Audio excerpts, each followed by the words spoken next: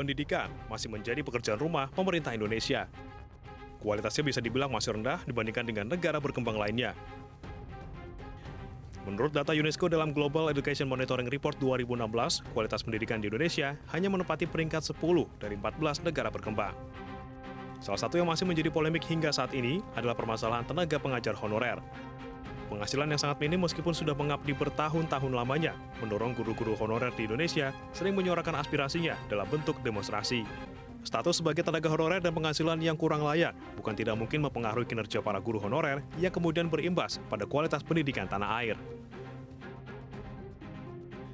Fenomena lain yang tak kalah miris adalah kondisi sarana dan prasarana pendidikan di Indonesia yang belum merata.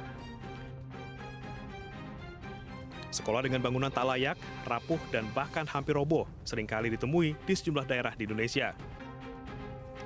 Tidak hanya gedung sekolah, akses menuju sekolah yang sulit juga masih sering ditemukan. Bukan hanya berpotensi mengganggu kelancaran aktivitas belajar mengajar, kondisi gedung sekolah rusak dan akses yang terlampau ekstrim juga mengancam nyawa para generasi penerus bangsa. Karut-marut dunia pendidikan di Indonesia juga tercermin dari semakin bobroknya mental dan budi pekerti para peserta didiknya.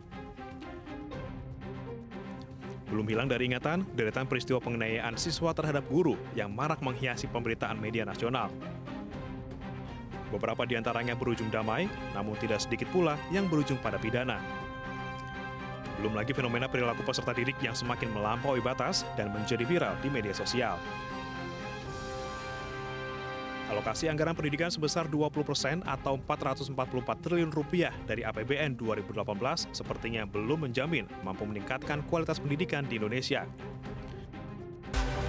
Berdasarkan tes PISA yang diselenggarakan oleh Organisasi untuk Kerjasama Ekonomi dan Pembangunan atau OECD pada 2018, keterampilan membaca, matematika, dan sains anak berusia 15 tahun di Indonesia masih di bawah rata-rata atau tertinggal 2,5 tahun dibanding anak-anak seumur dari negara OECD lain. Bahkan sejak 2000, hasil tes PISA Indonesia menunjukkan keterampilan membaca, berhitung, dan sains yang cenderung stagnan. Pemerintah mengakui walau partisipasi sekolah meningkat, anak-anak belum mendapat pengalaman belajar yang berkualitas.